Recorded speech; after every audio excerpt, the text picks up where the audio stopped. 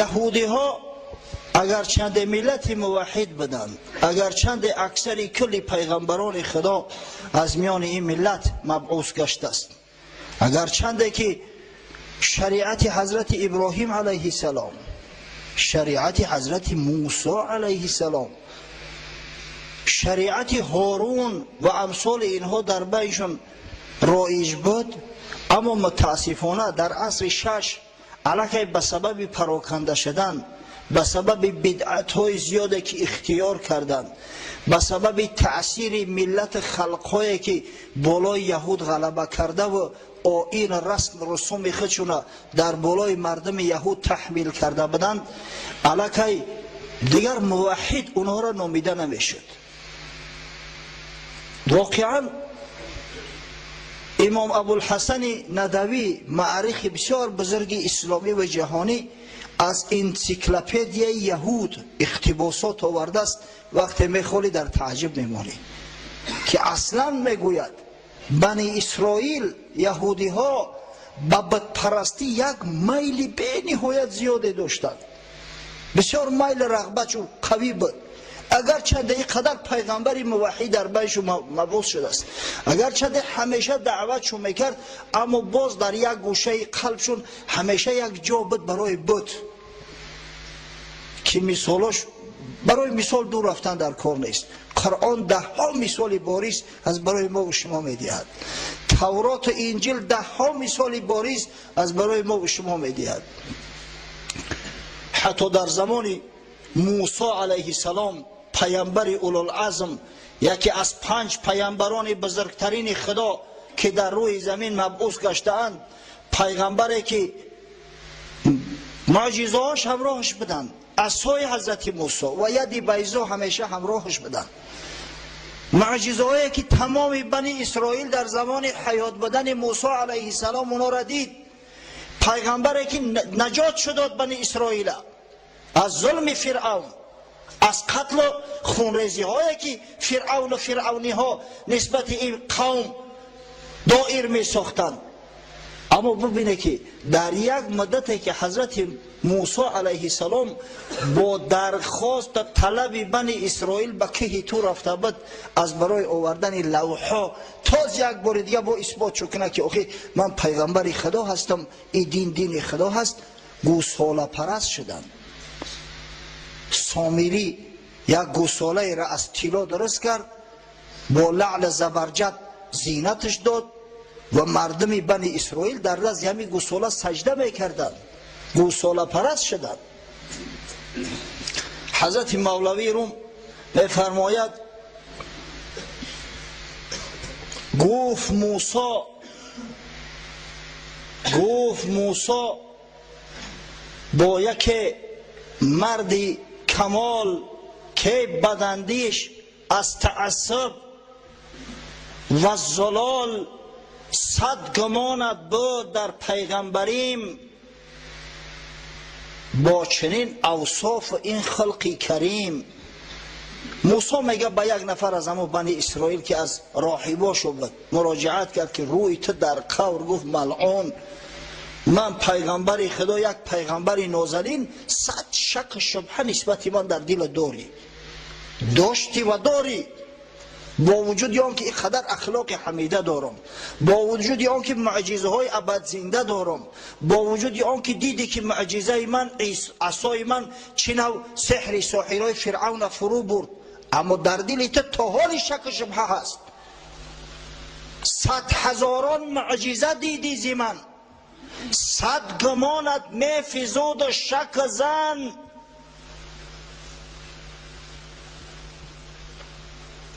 گرد از دریا برآوردم نهان، تا رهیدت از شر فرعونیان. 100 معجزه برای به چشم سر دیدید. گرد از دریا برآوردن یعنی همون چنگ خاک زیر بحر بالا کردن. وقتی که حضرت موسی علیه السلام به امر پروردگار عصاش در داخل بحر پرتاف، بحر بدن ما تقسیم شد و بند کردن در صورتی که از ده طرف آب مثل یک سد بزرگ اسکندری ایستادگی بود. حتی گرد و غبار، یعنی همون قم زیر دریا زیر بحر چنگ و غبارش برخواست. ز آسمان 40 ساله کوسه و خوان رسید، از دعایم جوی از سنگ پرید.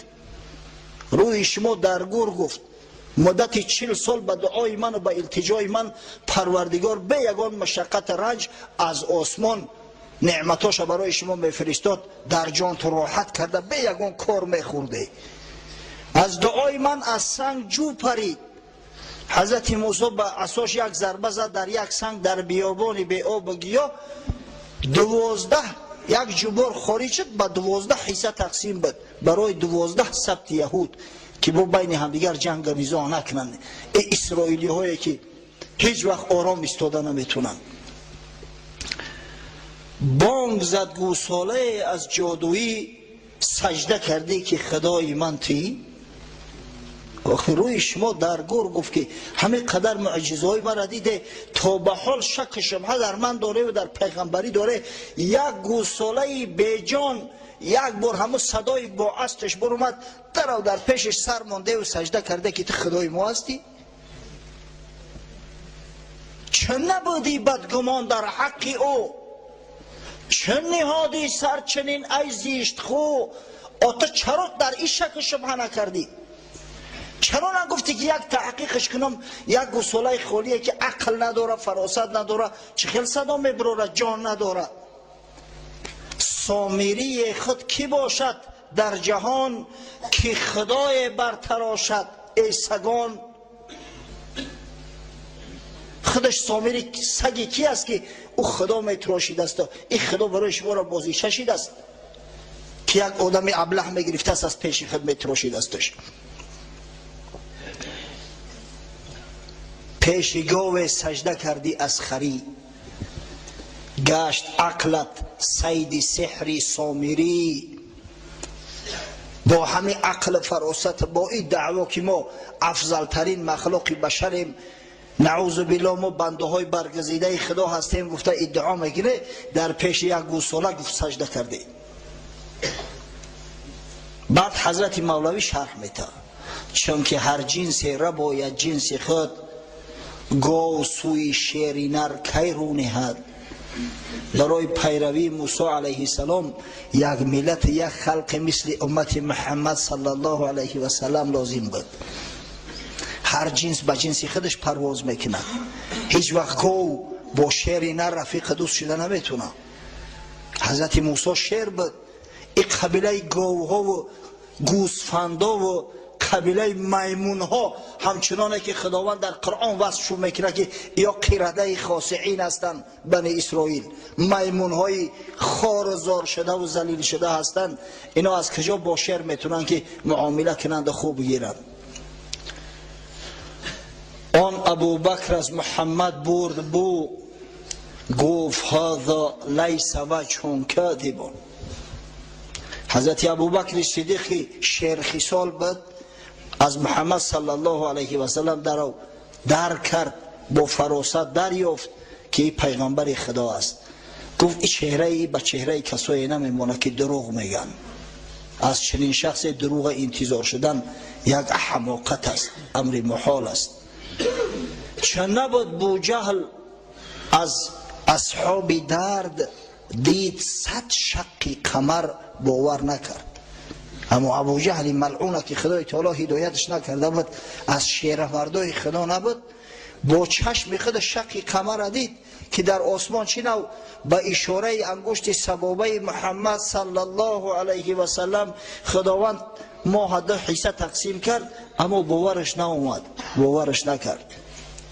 آینه دل صاف باید تا در او، واشناسی صورت زشت از نکو. ایشون بباره رحمتی. آینه دل صاف باید تا در او، واشناسی صورت زشت از نکو. برای آنکه صورت زشت از نکو فرق کنی، برای آنکه ابوبکر از ابو جهل فرق کنی. شان مولانا را رفتین خوش آمدی بویشون پیشش بیاریم. یک کس مهمان خدا نگهبانش باشه. بشینی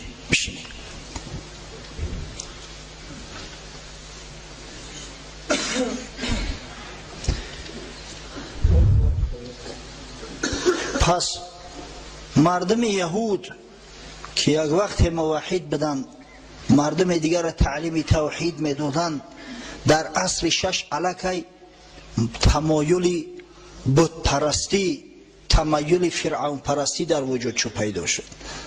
دیگر این یهودی ها او یهودی هایی نبودند که در عهد حضرت موسی علیه السلام، در عهد یوشع ابن نون و امثال اینا ظهور کرده بودند.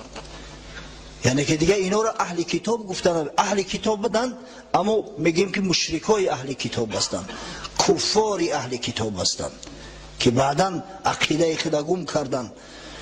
حتی در انسیکلوپدیا یهود آمده است میگوید یهودی ها هم پیش از تبعید به ملک بابل و هم بعد از او، شما میدونید تبعید به ملک بابل چی واقع شد؟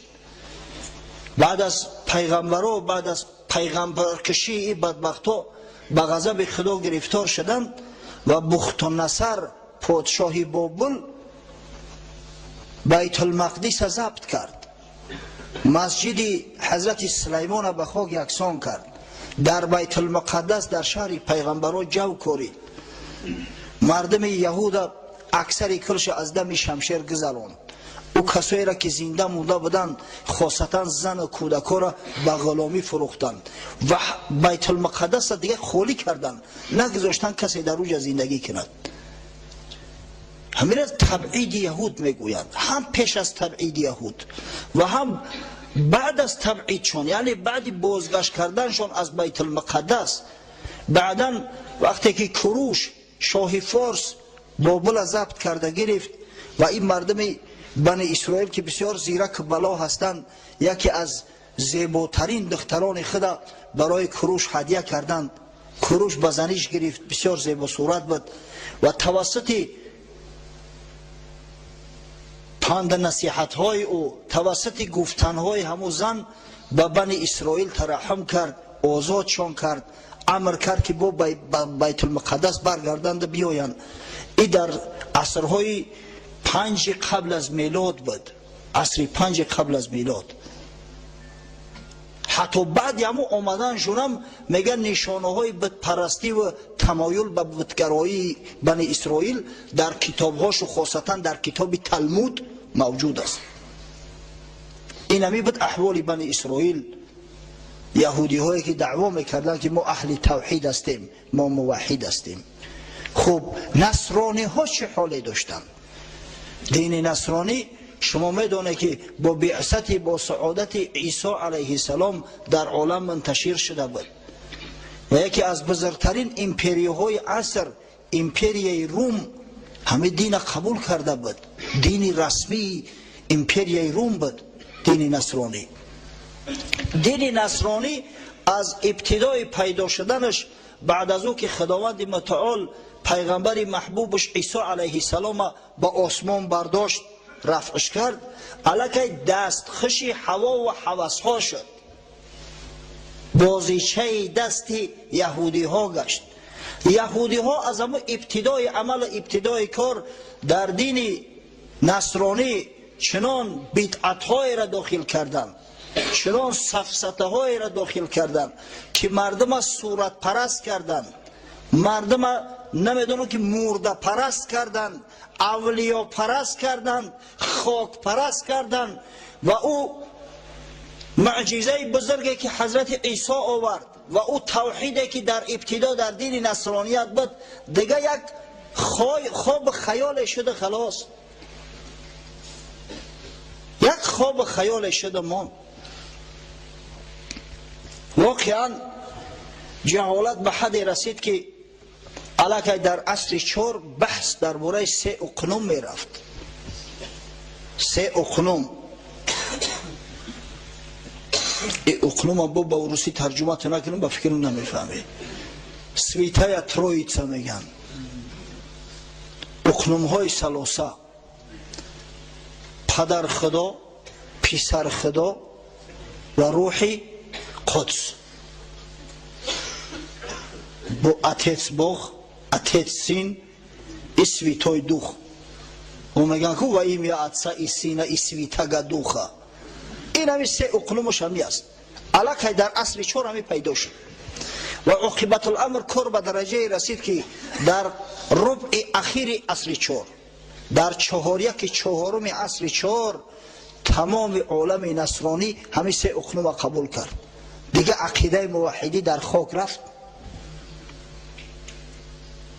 وقتی که نعوذ بالله خدا را در سه وجه عبادت کنی، وقتی که یک بنده و یک مخلوقی را که پدر نداشت مادر داشت، انسان بود، میخورد میآشامید، احتیاج به مکان داشت، احتیاج به آسایش داشت، احتیاج به پشت پناه داشت از جانب پروردگارش، وقتی که به درجه خدایی برداشتی، از کجا دیگه توحید باقی میمونه؟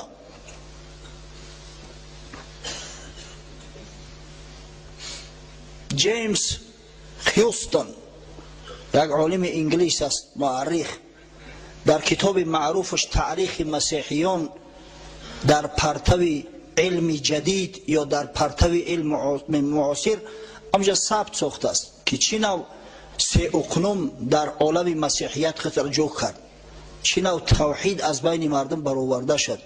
کار به درجه رسید که هر کس همی سویته ترویت را قبول نمیکرد او را میکشتنش، دیگر نصرانی حسابش نمیکردن. این بود احوال زاری قوم و ملت دومی که اهل توحید بدن، اهل کتاب بدن.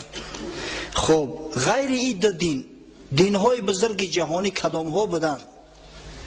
دین مجوس سیوم، یعنی دین زردشتی، همون دینی که متاسفانه امروز بعضی کافر بچه ها میخواهند از سر نو احیاش کنن، حتی در جامعه ما. خدا لعنت کند کسی را که بالای سر مسلمانان میخواهد که عقیده زردشتی را بیارد. مردمی را که خدای تعالی 1300 سال قبل از همه عقیده زردشتی نجات داده بود، امروز باز میخواهند در زیر همین نجاست کشند. دین زردشت یا آیین مجوسی چی آیین است؟ تقریبا در عصر 7 قبل از میلاد عیسی علیه السلام یک مردی شتربان با نام زردشت یا زرتشت را نزد پادشاه هخامنشی ایران، نزد ویشتاسپ یا همچنانه که در شاهنامه اومده است گوشتاسپ اومد و دعوا کرد که من پیغمبر هستم. و در میان مردمی که اگر چند با مجرد بسیار دور افتادن عهد پیغمبر آخران علاقه شریعت گم کرده بودند، طریقه عبادت نمیدانستند، اما به هر وجه خدا را یک میدانستند، آفرنده تمام مخلوقات فقط خدا را میدانستند. همه آیین مجوسی، آیین خدایی و شرک جاری ساخت. در سنن ابو داود آمده است حضرت عبدالله ابن عباس رضی الله عنهما شاه مفسران قرآن میفرماید کان اهل فارس یا این اهل فارس لما مات نبیهم کتب علیهم الابلیس المجوسیت. مردم فارس وقتی که آخران پیغمبرشون از دنیا گذشت، شاید اینا توحید از زمان حضرت ابراهیم علیه السلام گرفته بودند، اما از بس که ملکشون دورتر افتاد، حضرت ابراهیم هم دیگه ملک خچه و وطن خچه پرتوفت در عراق بود وطنش و به سوی شام رفت، مصر رفت. این مردم که از پیغمبر دور موندن، شیطان آخر الامر همین مجوسیت، دین زردشتی را در بالای این مردم بیچاره مطرح کرد. خلق بیچاره همین را قبول کردن. شما تاریخ ها را ببینید که مردم این سرزمین در حال دین زردشتی را قبول نکردن. حتی همین ویشتاسپ یا گوشتاسپ به خاطر به گپ در آوردن رستم داستان و پدرش زالیزر که هنوز زنده بودن به سیستان رفت. چندین مدت در سیستان در نیمروز مهمانشو شد. مدت 6 ماه او مردم به دین زردشتی خوانده است. عاقبت الامر همون رستم قبول نکرد.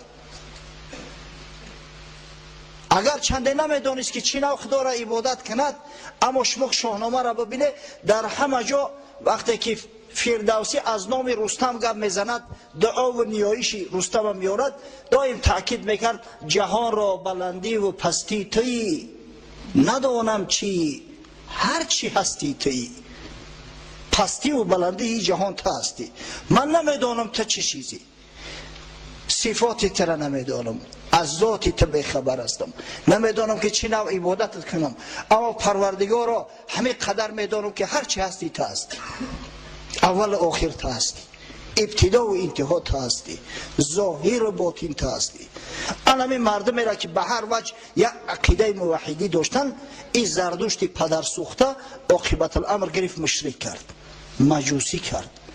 از این بدتر بعضی عقاید، بعضی عنعنه را تیرا در بینشون پهن کرد، انتشار داد که تا به حال قسم به خدا شرمندگی است، عیب است. حتی قبیله های وحشی ترین افریقا همو عنعنه تا ندارن،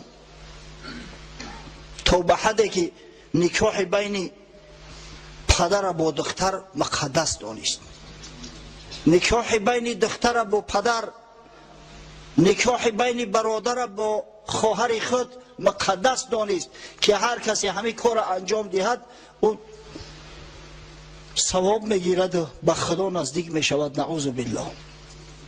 اصل دین زردشتی دو خدایی است، مبادا فهمتو نکنن، به یقین بدونه که اصل دین زردشتی دو خدایی است. یکی اهورامزدا یا هرموز یا یزدان، دیگر اهریمن یا اهرامنیه در مقابلش. کارهای نیک، کارهای خیر، روشنایی، تمام این نوش نعمت همه آفریده اهورامزدا هست میگویند. اما کارهای بد، کسلی، بیماری، آفتهای طبیعی، ظلمت تاریکی زاده اهریمن است. یعنی که در مقابل خدای بزرگ یک خدای دیگر که در قوت قریب که از او کمی ندارد گذاشتیم. از این خاطر ما اینا را مجوس میگوییم، از این خاطر ما اینا را مشرک میگوییم. ببینه امروز با نام احیای طبیعت گروه های پیدا شدیان که همه کارا در جامعه انتشار داده ایستادند. حالا در تاجیکستان گروه های زردشتی عمل میکرده است. بعضی کسایی را که با نام زیایی خوانده میشوند، بعضی ابلهاش تا حالی را شعراشو در کتاب‌های ادبیات موجود دارد. انا همین آیین پوسیده و آیین از عقل، از فراست، از انسانی دور میخواهند که در بین مردم منتشر کنند. خدا نگه دارد. انشاءالله من امید دارم که این مردم سربلند، این مردم با آبرو و عزت که به اختیار خود، قسم به خدا به اختیار خود اینا قبول کردند، زیرا در دین اکراه نیست، زیرا کسی را مسلمان ها مجبورا مسلمان نکردند. هر کسی میگوید که اسلام با آتش و با شمشیر به این سرزمین آمده است، والله دروغ میگوید. لا اکراه فی الدین. همین مسئله را مسلمان ها در همه عصر و زمان پررنگ رعایت میکردن. اگر چنین نمیشد تا به حال در ایران که دولت اسلامی است، ببینه در طول تاریخ 1400 سال اسلام محله و قومهای گبرنشین باقی نمیماند. تا گبرها هستند در ایران، آتشکده دارند، به همه عبادتهای خودشون مشغول هستند. کسی اینا را مجبور به اسلام نکرده است. و این ملت سربلند ما الحمدلله به اختیار خود اسلام قبول کردن.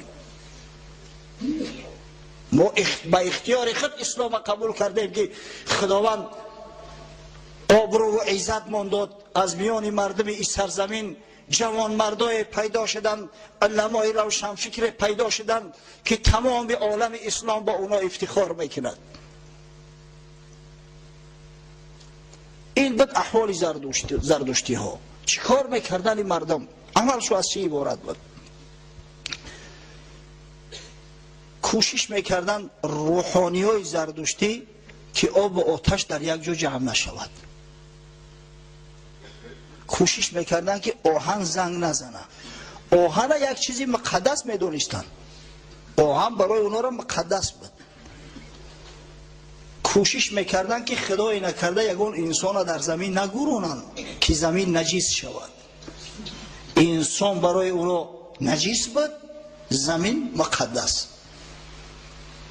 کوشش میکردن که مبادا خدای نکرده مثل همون هندوها یگان آدم در آتش نسوزانند که آتش نجیس شود.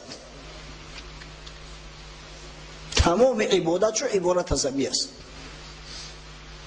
اگر به شرطی که به خاطر عبادت همون آتش داخل معبدهای خود که میشدن دهانش را میپوشاندن که مبادا همون بوی دهن مون یا نجاستی که از دهن میبرد به آتش اصابت کند، آتش نجیس بسازد. اصل عقیده زردشتی ها هم بودن که واقعا خنده آور است برای مردمی با عقل با فراست پیروی کردن از یک چنین یک حرکت جریانی که چه جای دین دیانت عقل سالم انسانی قبولش ندارد. در روزهای عیدشان با پیشاب گاو غسل میکردیم. ما توصیه میکنیم در دین مبین اسلام که بچه ها قبل از او که مسجد بیاید وضو بگیرید، اگر غسل کنید باز نور علی نور می شود. بچه ها خوشبویی استفاده برید، زیرا که حبیب خدا محمد صلی الله علیه و سلم خوشبویی را دوست می داشت. باید ما بوی خوش داشته باشیم. تاکید میکنیم که بچه های نوزکش خدا جانتون بس کنه، نوس بس کنید، نوس نکشید. یا او کسایی که نوس بس کردن نمیتونه قبل از مسجد آمدن حتما دندانا را مسواک زنید، تازه کنید تا ملائکه ها را از مسجد نگریزونید. اینا برای عبادت محض با پیشاب گاو غسل میکردیم. اینا کار اینا رفتار شد. یک برادر ادعا کرد که همین تهمت است که گویا ترغیب تشویق میشده است که پدر دختر را بزنی گیرد. همه کار نیست، این تهمت است در حق زردشتی ها. گفتیم برادر تنها کتاب زردشتی ها را به فکر بخونده رود در برون یگان تاریخ. اگر میخوندی این سفسطه را نمیگفتی. حتی بعضی پادشاه های ایران حرامزاده بودن. مثلا همون پادشاه داریوش که قدر معروف و مشهور است، از باباش شده است. باباش به مادر این میرسه، داریوش تولد میشود. یکی دخترش بود نامش همای، خیرتمند با دانش و نیکرای. شاه بهمن میگه که یک دختری داشت با نام هما، بسیار دختری با عقل با فراست، بسیار زیبا صورت. پدر در پذیرفتش از نیکویی، بدان دین که خانی ورا پهلوی. انمی به همین دین پهلوی که دین زردشتی است پدر در پذیرفتش، یعنی پدر بزنی گرفتش.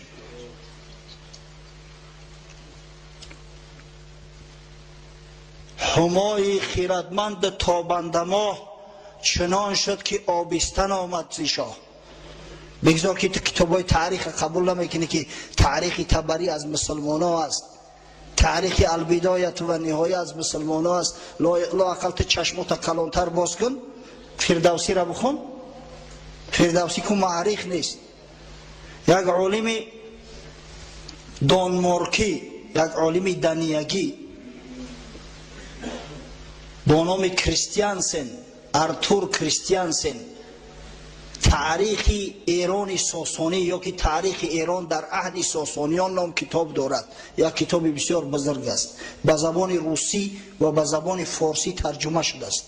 اگر کدام دسترس کرده بگیره بخونه، بعد میبینه که تا کدام درجه اینا غرق هوا و شهوت شده بودند، تا کدام درجه جاهل احمق شده بودند. اگه تصور کنه که امروز با کسایی پیدا شدن که همون آیین پوسیده را از نو با میخواهند احیا کنند، در میان مردم انتشار دهند. وای به حال تو. الحمدلله ما فخر میکنیم که به شرافت محمد صلی الله علیه و سلم ما موحد گشته ایم، عقیده داریم، دین آیین داریم، افتخار داریم. افتخار به اون داریم که امروز مردم مسلمان شاید در دنیا یگانه ملت موحد باشند. ما فخر میکنیم به او که خدای تعالی عقل فراست مون بیدار کرده است که در نزد یک بت سنگی سجده نمیکنیم، در نزد یک آتش سجده نمیکنیم، با پیشاب گاو غسل نمیکنیم. این فخر افتخار ما است. با کجا ما را میکشیم؟ حضرت مولوی روم یک قصه آورده است. آن یهودی گبرک آتش پرست، بحر عذب هند در کشتی نشست. باد شرطه کرد گمراهی رشید، باد کشتی غرق کن اندر رسید. یک گبرک از همون محله گبریان تهران به خاطر سفر هندوستان به خلیج فارس می آید. در هندوستان گبری ها زیادند، یعنی همون آتش پرستا و زردشتی ها زیاد هستند. در کشتی نشست که قدرت خدای تعالی در بحر طوفان خیست. طوفان بحر میدونین آخه بعضا طوفان به حد بلند می شود که کشتی های معاصر و زمانویه که اقیانوسگرد هستند همش با مطار کار میکنن، بعضیش غرق میشوند. تصور کنه که در او عصرهای میانه کشتی های خوردی بادباندار چی نو میتونستن که در مقابل او طوفان ها مقاومت کنن. گبر را نزدیک غرق آمد فراز، در تکاپو افتاد آن کارساز. ناله میزد سوخته که نار نار، الغیاس زینهار. وقتی که زردشتی دید که احوال بد است، کشتی غرق می شود، بعد به همون خدای خودش مراجعت کرد، نعوذ بالله، به همون آتش مقدس که آتش به فریادم برست که غرق میشم. هر کسی بر ملت خود میکند، اعتماد بر اعتقاد خود کند. در وقتی که جان تنگی میکنه هر کس به سوی اون ملتش میکشه، هر کس به سوی دین و دیانتش میکشد. من به شما قصه یک افسر مصری را کردم، شخصی را که در حیاتش نماز نخوانده بود است، در حیاتش نام خدا را ذکر نکرده بود است. وقتی چترش کشاده نمی شود چنو یا الله به زبانش بیاید، زیرا که مسلمان زاده است، زیرا که الحمدلله به شرافت رسول الله صلی الله علیه و سلم صاحب عقیده پاکیزه و تازه است. آقا بیچاره و آتش پرست است، در حالت مشکلی و وزنی همه آتش پیش نظرش میآید، همه را خدا میدونست، قادر میدونست. گبر در آب افتاد دست پا، چون وزغ میزد ولی دور از نجا. عاقبت الامر کشتی غرق شد. این بیچاره در درون بحر زد، مرغاوی واری قلاج میکشه و نه که آخی در اون بحری پر تلاطم قلاجی تو دیگه به دردت نمیخوره. میزدی فریاد که ناری سنی، قبله مقصود و معبودی منی. چند سالت کرده ام من بندگی، از تو دارم مردگی و زندگی. ببینه در چه حالت قرار داره، در درون آب غرق شده است، حالی هم امید به همون آتش کرده است که من چندین سال تو را بندگی کردم، حیات ممات من در دستی تو است. آتش هم میگه زان پرستیدم تو را در انجمن، تا چنین روز رسی فریادی من. با او خاطر من تو را عبادت کردم که در همین روزی سختی دستگیرم شوی. غیر تو پشت پناهم نیست کس، غرق آبم آتشا فریاد رس. غیر تو دیگه پشت پناه ندارم، در آب غرق شده استم، ای آتشا که به فریادم برس. از قضا ملاح مردی پخته، مانده بد نزدیک او بر تخته. اکا کشتی نشینا همه غرق شدیان. در پهلوش یک ملاح، یک مریک مسلمان چقانی کرده است، یک پاره همه کشتی شکسته را زیر دست آورده است، بالای همه تخته سوار. ایرم خدا گفته است، ایرم جانش در تلواسه است. خنده اش آمد از آن آتش پرست، خودش در همه حالت جان کهاندن است. از گفتار و از رفتار این مردک در خنده زد. گفت او را ای زیباد عجب مست، آتشی که کرده ای او را پناه، عبد اوی و از او زینهار خواه، او همر چون تو در این شش در بدی، حال او از حال تو بدتر بدی. این رود درگور گفت احمق، تو نخود در همین حالتم عقلت بسرت نیاید. آخه او آتشی را که تو از او کمک میخواهی، اگر در جای تو میشید حال او از حال تو زورتر میشید. ابله احمق، خداوند تو را از خاک خلقت کرده است، آب تو را غرقت میکنه نگیره میکشد، محلول نمیشه در آب، اما او بیچاره آتش در یک لحظه خاموش میکنه. خالق آتش بود فریاد رس، غافل از رحمت مشو ای هیچ کس. ای رود درگور، فقط انمو خالق آتش به فریادت میرسه، خالق آب در این لحظه به فریادت میرسه. ببینه این افتخاری ما را ببینه، مولوی بچه فخر افتخاری قصه را آورده است که مسلمان ها شما افتخار داشته باشه که الحمدلله ما اینایی که دینی متین داریم، در راهی درستیم، در راهی راستیم، خداوند ما را نجات داده است. و ایلو مثل همون زردشتی آتش مقدس گفته میگشتی.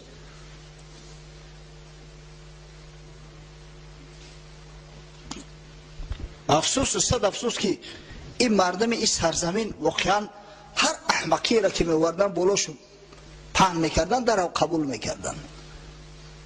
این اسلام بود که سبب نجات ما شد. امروز دین اسلام دین اجنبیان شده است. امروز مسلمانایی که اسلام آوردند ما را نواختند، مرتبه و منزلت ما را بالا کردند، با نام اجنبی و با نام اشغالگر غارتگر یاد میشوند. سبحان الله. قسم به خدا اگر این دین نمیشد ولی نمیدونم که با چی بلاها و آفتها را به سر ما می آوردند بعضی بلحوث ها.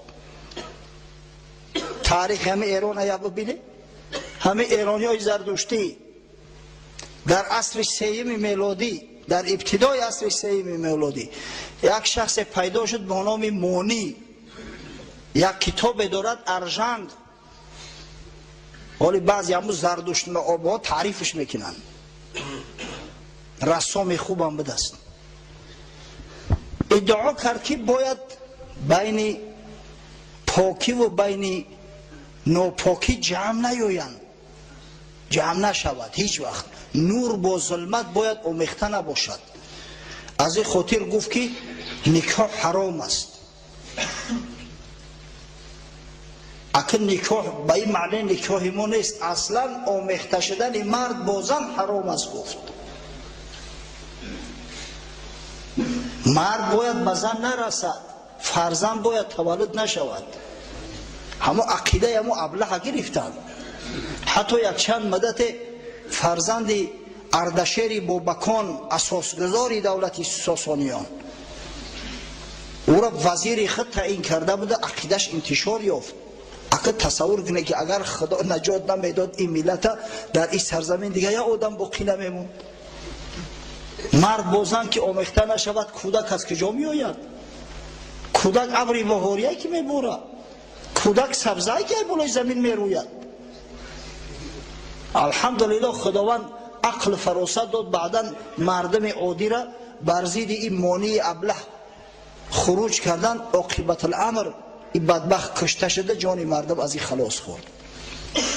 در عصر 5 یک عصر قبل از تولد با سعادت جناب سرور عالم صلی الله علیه و سلم، یک مرد با نام مزدک آمد، ادعا کرد که تمام بایگری بین مردم، بین خلق خدا باید برابر تقسیم گردد.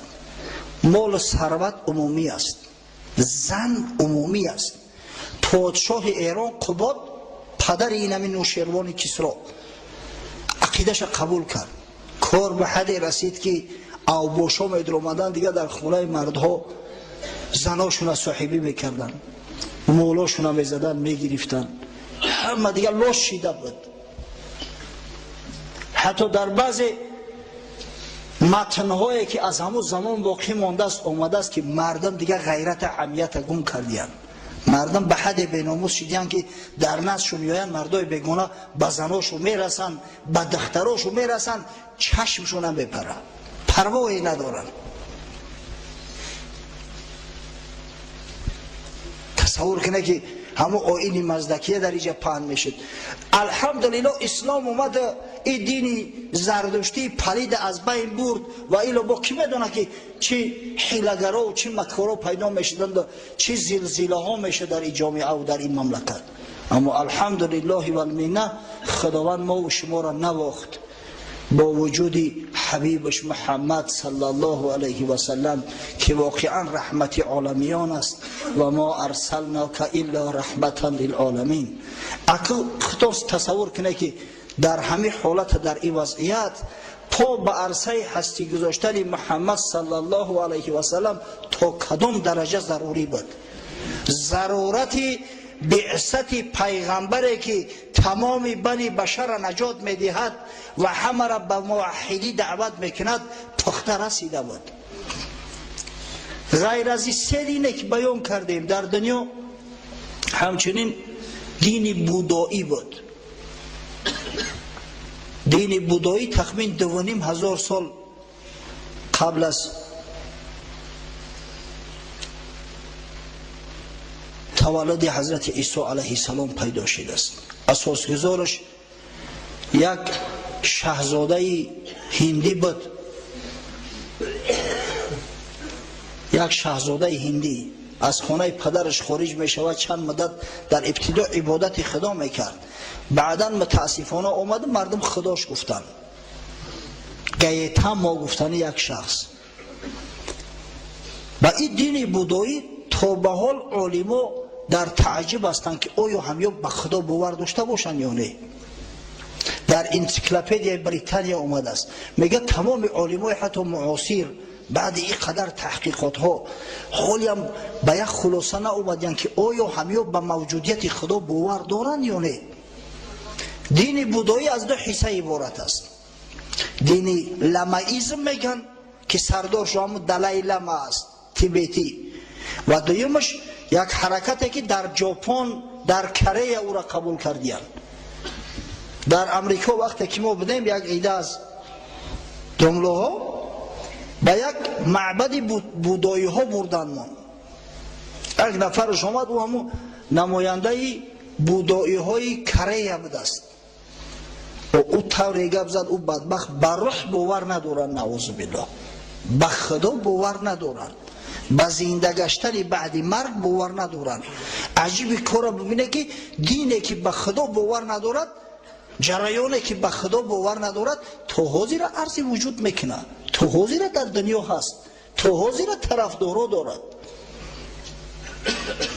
وقتی که شخص به خدا باور نکرد، به روح باور نکرد، از دستش همه کار چشمدار شدن ممکن است.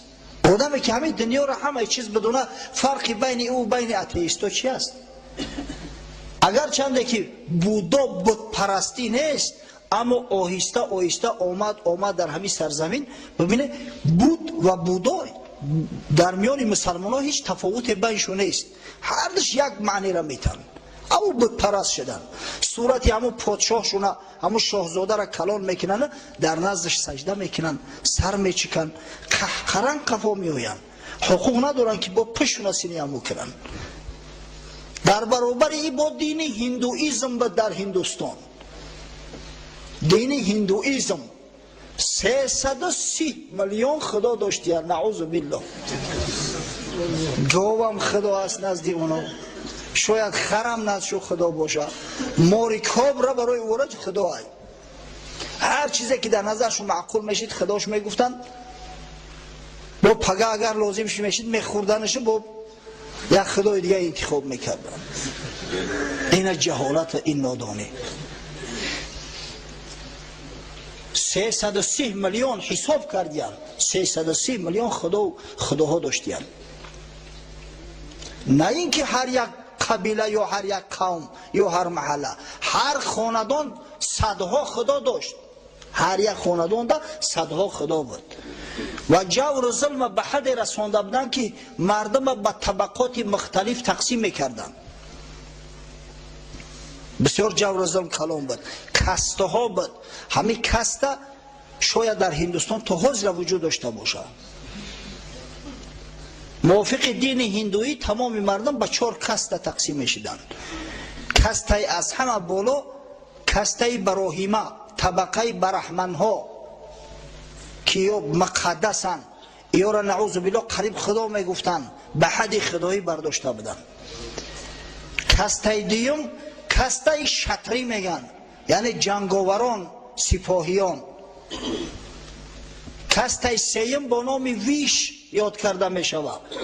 همه یعنی هنرمندان و کاسبان و دهقانان اینا در همی کسته بدن. و نهایت کسته از همه پست نفرت زده که نجیس می گفتن شو، نجاست شو می گفتن.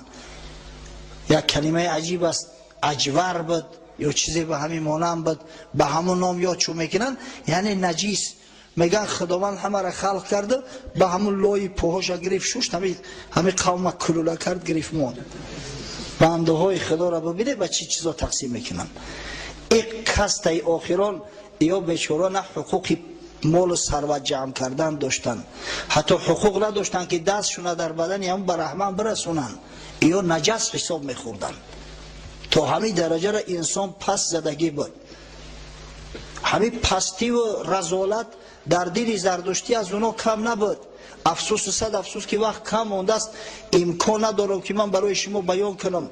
اما من چندین بار قصه کردم که چینو مردم عوام رو، بیچاره ها رو، اگر چند بعضش مال و ثروت داشتن نمیگذاشتن که معلومات عالی گیرن، نمیگذاشتن که در مدارس تحصیل کنن، دبیر شوند. همین جور و ظلم در همه جا بود. پس وقتی که خدای تعالی رحمت عالمیان محمد مصطفی صلی الله علیه و سلم رو به کتاب آسمانی قرآن مجهز از برای نجات بنی بشر فرستاد، مردم نفسی تازه گرفتند، قامت مردم راست شد، مردم آرام شدند. وقتی که قانون حقوق بشر، قبل از این قانونهای حقوق بشر ما اعلامیه حقوق بشر داریم، سال 1948 در نظر دارم، سازمان ملل متحد قبول کرده است، فخر میکنیم. اعلامیه حقوق بشر 1432 سال قبل از این از جانب پروردگار اعلان شد. یا ایها الناس انا خلقناکم ذکرا و انثی. ای مردم، ما شما را مرد زن خلق کردیم. یا ایها الناس انا خلقناکم من نفس واحده. ای مردم، ما شما را از یک آدم به دنیا آوردگیم. و جعلناکم شعوبا و قبائل لتعارفوا. ما شما را به قوم و ملت ها به او خاطر تقسیم کردیم، زبان های مختلف برای آن به شما دادیم تا اینکه همدیگر را بشناسید و خدا را بشناسید و با همدیگر در خیر احسان و در عبادت خدا مسابقات داشته باشید. ان اکرمکم عند الله اتقاکم. بدرسته که مکرم ترین شما، عزیزترین شما، با حرمت با احترام ترین شما نزد پروردگار متقیای شما هست. کسی نسبت کسی فضل ندارد مگر به تقوا. انا اعلامیه آزادی و حقوق بشر که از جانب پروردگار انتشار یافت و انتشار دهنده آن رحمت عالمیان محمد مصطفی صلی الله علیه و سلم است. پس می شود که این انسان این شخصیت بزرگ دوست نداری. سبحان الله. مرگ کسی که این شخصی بزرگ دوست نمی دارد. اما دوستداری سری دستکی نه. دوستداری باید دوستداری واقعی باشد، دوستداری صدقی باشد. باور کنه قسم به خدا اکثری ما و شما، اکثریت کل ما و شما جان ما او طرف استاد، مال و ثروت من از محمد صلی الله علیه و سلم بیشتر دوست می‌داریم. این یقینه. النبی اولی بالمؤمنین من انفسهم. خداوند در قرآن می‌فرماید محمد صلی الله علیه و سلم برای مسلمانان از جانهاشو عزیزتر است. کجای جان کجا میره؟ وظیفه و منصب از محمد دوستتر بداریم. مال ثروتمون از محمد دوستتر می‌داریم، خانه و در و ماشینمون از محمد صلی الله علیه و سلم دوستتر می‌داریم. این امروز احوال ما. عمر فاروق رضی الله عنه بار در نزد حضرت صلی الله علیه و سلم نشسته بود. راوی حدیث عبدالله ابن هشام روایت میکند که حتی دست مبارک رسول الله صلی الله علیه و سلم به دست گرفته بود. از فرط محبت گفت یا رسول الله لانت احب الی من کل شیء الا نفسی. ای حبیب خدا، ترا گفت از تمام اشیا بیشتر دوست می‌دارم، از همه چیز مگر از جانم. شاید همه جانم برام عزیزتر باشد. دیگر از زن فرزند، از پدر مادر، از خانه و در، از تمام دنیا تو برای من عزیزتر هستی.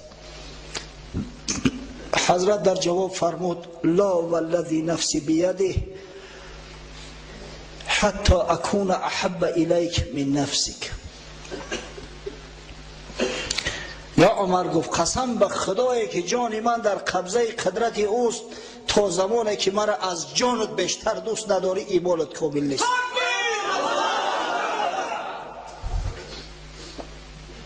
مرحمت میزان محبت. حضرت عمر اندیشه کرد که عمر آخه تو کی بدی و کی شدی؟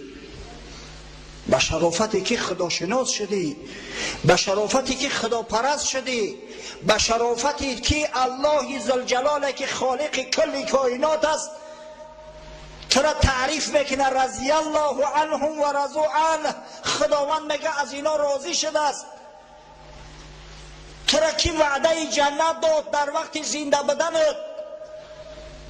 و اگر محمد که نمیشید مثل من عمرها در نیم جزیره عربستان 10,000 بدن، در دنیا میلیون ها.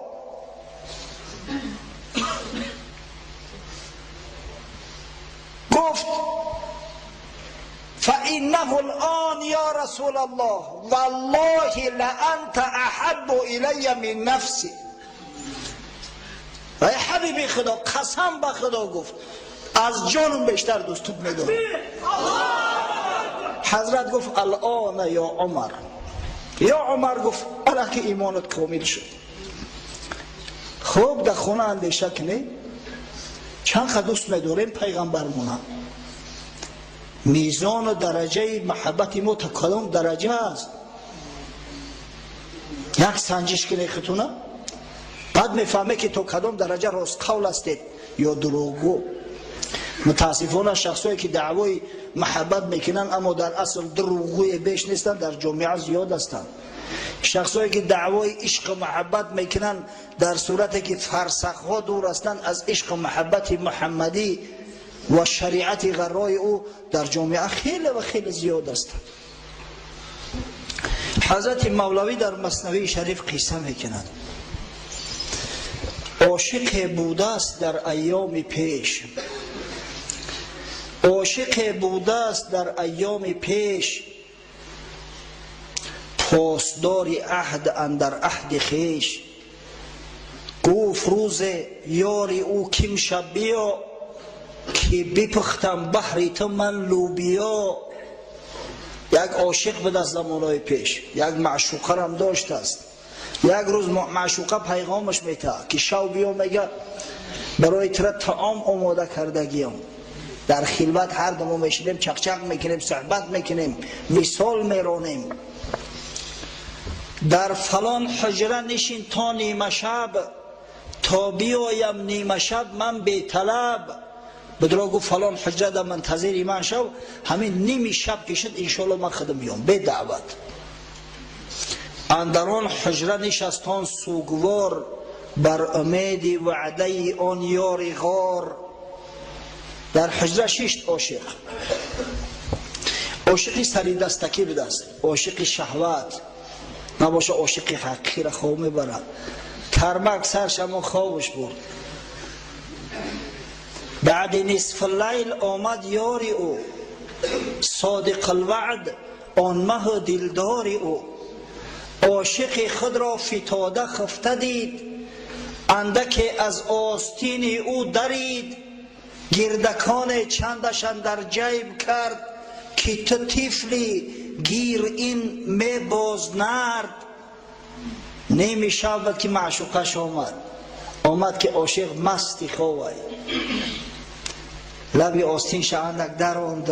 کودککا را دیده که بازی کردن، لوی آستینشو میداره، لوی دامنشو میداره. در کیسهش دسته چهارمغزه که دیگر را پیش کرد. مقصد تو چهارمغز بازی که تو چون میکنی طوری کودکی، ترا چی و دعوای عشق و عاشقی چی؟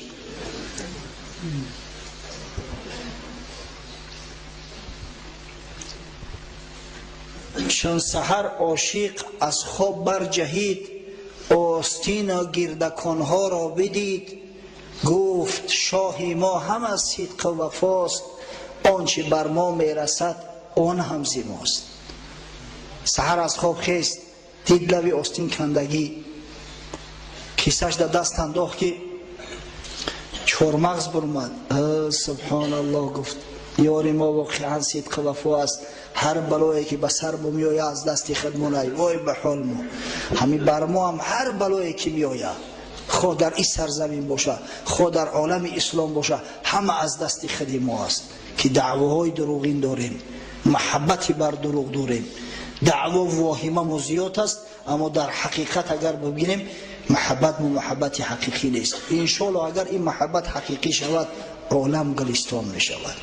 اگر این محبت حقیقی شود، او سیادت قیادتی را که خدای تعالی برای اصحاب بزرگوار حبیبش محمد صلی الله علیه و سلم به تابعان این ملت، به تبع تابعین، به دیگر بزرگا هدیه کرد که مدت 5 عصر 6 عصر پیشگام بدن، پیشتاز بدن، شه سواری میدان تمدن بشری بدن.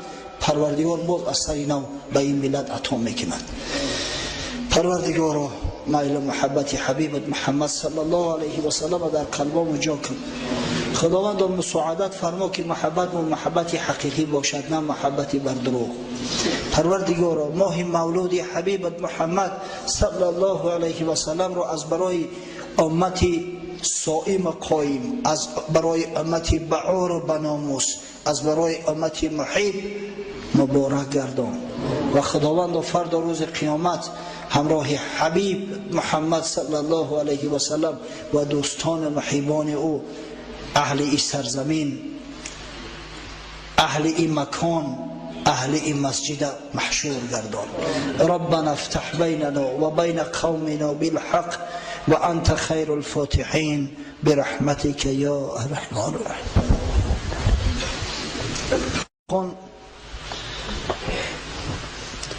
خواهش کرده است که در حقش دعا کنیم، خداوند سعادت دارین نصیب و روزیش گرداند. در حق حاجی عابدخان برادر که فرزند خود خاندار کرده ایستاده است دعا میکنیم که خداوند از دامان فرزندش، فرزندان صالح نوری چشم، خادمان دین مبین اسلام، عالمان به عمل متولد گرداند. در حق یک عیده برادرها که چند طفل را از برای طبابت به خارج می بردند دعا میکنیم که خداوند به او طفلا شفای کامل و عاجل عطا فرماید، تا اینکه هر چیز تیزتر و زودتر به نزد پدر و مادر خیش بازگشت داشته باشند. و پروردگار را تمامی بیمارای مسلمان، خواه کلام باشند، خواه خورد، خواه مرد باشند، خواه زن، خداوند شفای کامل و عاجل عنایت فرما. در حق بعضی برادرها زنگ میزنن طلب دعا میکنن، اما متاسفانه از خاطر ما میره. در حق دامل و احکام دین، در حق برادرشون محمد جان، در حق دوستا و محباشون، خاصتا یک برادر حاجی بسیار محب است، التماس کرده است که در حقم دعا کنن. دعا میکنیم که خداوند جمیع مراد و مقصوداشون حاصل گرداند. و تمام عزیزایی را که امروز به خاطر شنیدن امر به معروف و نهی از منکر برای ادای نماز جمعه فریضه الهی به این مسجد تشریف آورده‌اند. خاصتا حضراتی را که مهمانای ما هستند، خودمشان اولا خیر مقدم میگوییم و بعدا از درگاه خداوند متعال ذوالجلال تمنای آن را داریم که پروردگار فردا روز قیامت ما را همراه حشر گردانی و خداوند به جمال به مثال حبیبت محمد صلی الله علیه و سلم رسانی و پروردگار مسلمان نگهمان داری، مسلمان بمیرانی ما را و فردا روز قیامت همراه مسلمانان محشور سازی. آمین یا رب العالمین. یک برادر طلب دعا کرده است، مشکلی داشته است، دعا میکنیم که خداوند مشکلیش آسان گرداند و رزق روزیش فراخ و وسیع سازد و جمیع مراد مقصوداش حاصل گرداند. یک برادر گفته است در حق مادرم که از دنیا گذشته است دعای خیر کنید. اگه این مادر و پدر میدونیم فرزندای دیاری ما هستند، فرزندای دیاری ما، خدا کنه که صف شماره ای جوانمردان زیاد شود، انشاءالله در اون صورت مسجدان هم آباد میگردند. دیگر برادر از برادر شکایت نمیکنند، دیگر کمبغلا از بایا شکایت نمیکنند. زیرا همه پرابلم ها را اسلام 1400 سال قبل از این حل کرده بود. توسط زکات که فریضه است، توسط صدقات نافله، توسط دستگیری مسلمان برادر مسلمان شد. اما افسوس که ما همون مسئولیتی که خداوند در ذمه گذاشته است ما را انجام نمیدیم. از همین خاطر است تا به حال کمبغل و بایا را نسبتشون نفرت دارند. از همین خاطر است که تا به حال برادر و برادر خودش خصومت می‌ورزد. خدا کنه که همه این مسائل مشکل از سر جامعه مدار شود.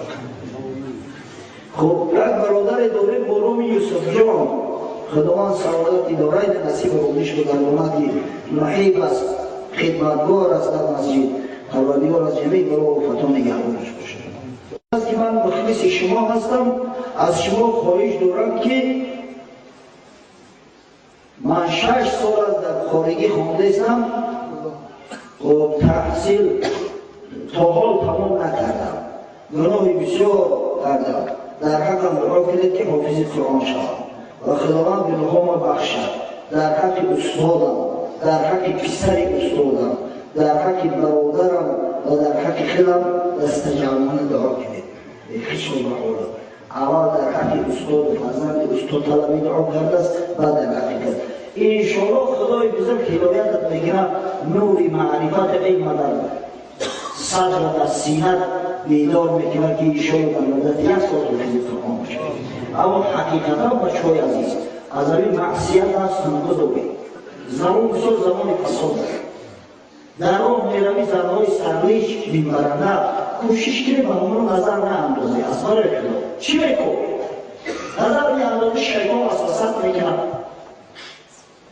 پیغمبر خدا صلی الله علیه و سلم میگه این نظر کردن یک سهم است از سهام شیطان که مسمومه از زهرناک است، آدم گمراه میکنه.